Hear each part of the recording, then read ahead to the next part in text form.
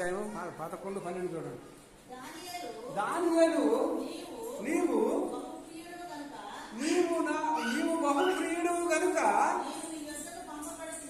నేను నీ యొద్దకు పంపబడుతుంది. దేవునికి స్తోత్రం. చూసారా, దేవుడి దగ్గర ఎలాగున్నాడు ఇతను? బహుప్రియుడు అంటే చాలా ఇష్టంగా ఉన్నాడు దేవుడి దగ్గర. ఈ దానియేలు చూసారా, నీవు నాకు బహుప్రియుడు కనుక నీ యొద్దకు పంపబడితిని. నీవు లేచి నిలవబడి నేను నీతో చెప్పిన మాటలను తెలుసుకునవలను. అతడు ఈ మాటలు నాతో చెప్పగా నేను వణుకుచూ నిలబడ్డాడు. దేవునికి స్తోత్రం. అప్పుడు దానియేలు భయపడకము, నీవు తెలుసుకునవలనని నీ మనసును అప్పగించి దేవుని ఎదుట నీవు తగ్గించుకొని ఆ మొదటి దినము మొదలుకొని నీవు చెప్పిన ప్రతి మాట వినబడినది కనుక నీ మాటలను బట్టి దేవునికి స్తోత్రం.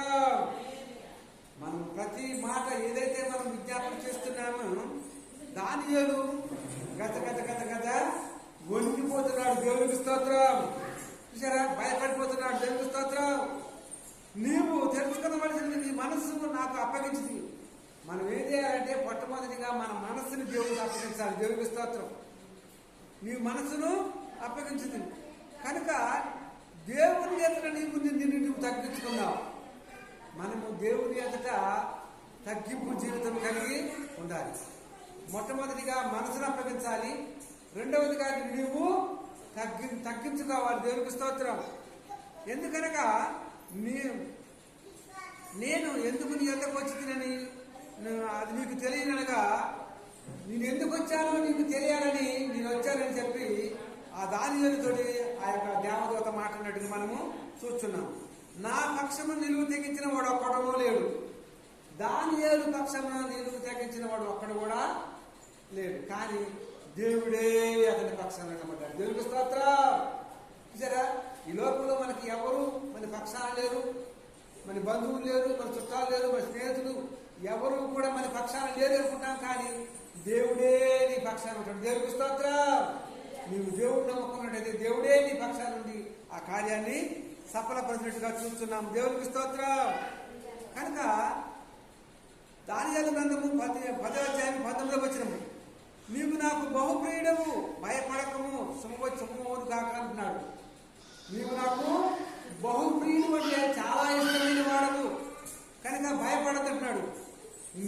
ధైర్యం తెచ్చుకొని చెప్పాను, ధైర్యంగా ఉండమంటాడు. దేవునికి స్తోత్రం. చాలా మంది ధైర్యాన్ని కోల్పోతుంటారు. దేవునికి స్తోత్రం. కనుక వారిగా మనం ఉండటానికి వీల్లేదు. ఇంత వ్యాధి రాగానే, బాధ రాగానే అప్పుడు నాకు ఇంత వ్యాధి వచ్చింది అని చెప్పి ధైర్యాన్ని కోల్పోతుంటాడు. దేవునికి స్తోత్రం. కనుక అపోస్తల కార్యములు 10వ అధ్యాయం 30 నడితే నేను ప్రార్థన చేయుచుండగా ప్రకాశ వస్తు ప్రాణమైన వస్త్రము ధరించుకున్నవాడు అప్పుడు నా ఎదుట నిలిచి, కొర్నేలి, నీ ప్రార్థన వినబడను, నీ ధర్మకార్యములు దేవుని సముఖమునకు జ్ఞాపకం వచ్చాను. దేవునికి స్తోత్రం.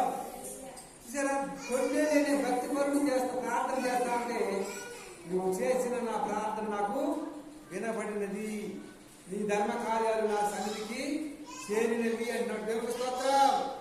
కనుక మనం ఈ లోకంలో మనం చేసే ప్రతి ప్రార్థన దేవుడి సన్నిధికి చేరాలంటే మనం విజ్ఞాపన చేసేవాళ్ళుగా ఉంటాం. అనుదినము విజ్ఞాపన చేసేవాడిగా ఉన్నట్టయితే ఆయనకి ఇష్టంగా ఎవరైతే భయపడి వణుకుచు తను తాను తగ్గించుకొని దీన మనసు కలిగి ఉంటారో వారు తప్పకుండా దేవుని సాక్ష్యము ఉంటుంది. దేవునికి స్తోత్రం. కనుక ఇక్కడ కొర్నేలి ప్రార్థన దేవుడు ఆలకించినట్టుగా మనము చూస్తున్నాం. కనుక యెషయా గ్రంథము 35వ అధ్యాయం 4వ వచనం చూసినట్టయితే తత్తరిల్లి హృదయంతో తనని భయపడకము, ధైర్యంగా ఉండు. తత్తరిల్లిపోతున్నారు చాలా మంది. యెషయా అంటున్నాడు, నువ్వు కంగారు పడవలసిన పని లేదు, భయపడకము, ధైర్యంగా ఉండి ప్రతిదండన చేయటగా దేవుడు వస్తున్నాడు. ఏదైనా సరే ప్రతిదండన నీకేదైనా అపకారం చేసినా నష్టం చేసినా వారికి ప్రతిదండన చేయడానికి నేను వస్తాను. నా దేవునికి స్తోత్రం. వచ్చున్నాను. దేవుడు ప్రతీకారము ఆయన చేయను. ఆయనైతే మిమ్మల్ని క్షమించను. మనం ఎన్ని తప్పుదాలు చేసినప్పటికీ మన దేవుడు క్షమించే దేవుడు. దేవునికి స్తోత్రం. ఈ లోపల చాలా మంది భయం, చిన్నదానికి భయం, పెద్దదానికి భయపడుతుంటారు. దేవునికి స్తోత్రం. కనుక భయపడక ధైర్యంగా ముందుకుంటారు. దేవునికి స్తోత్రం.